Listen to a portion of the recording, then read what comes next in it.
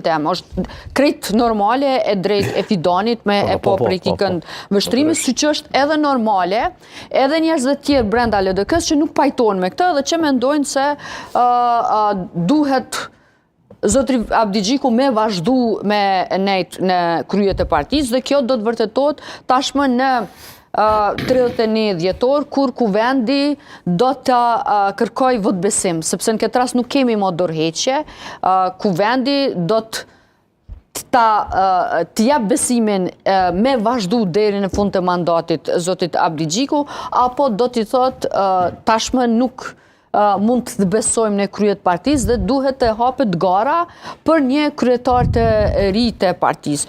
Por që ka pas humbje dhe humbja nuk është e njëjtë sikur me zgjedhjet e kalume.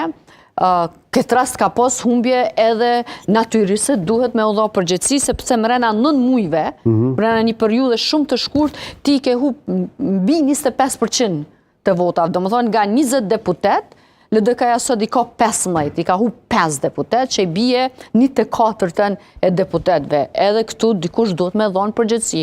Por përgjegjësia unë mendoj që duhet edhe me flasim konkretisht se nuk e kemi shumë gjatë kështu për ta elaboruar zoja Shqipe.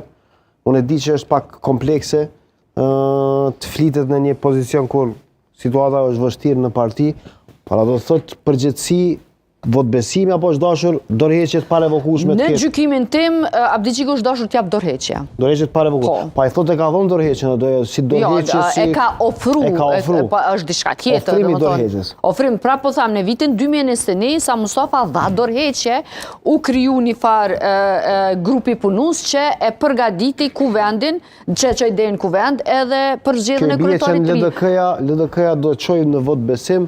Abdi Gjiku do i thotë me një farforme që shpëtom një mua në një situatë kur po më kërkohet dorëheqja, figurativisht. Po nuk e di tash a do të thotë, sepse... A i se thotë, po, a e bën, se me thonë tamam puna. Por ajo që ka dihet është që me 31 do të dihet nëse do të vazhdoj të jetë kryetar partie apo do të hapet gara pastaj për një leadership të ri të partisë. Dhe kjo e vonon domethënë edhe 2 javë, unë mendoj që ka hapësirë mandej edhe dikush që ka ambicie për me u bë kryetari i partisë, me fillu një lloj fushate, sepse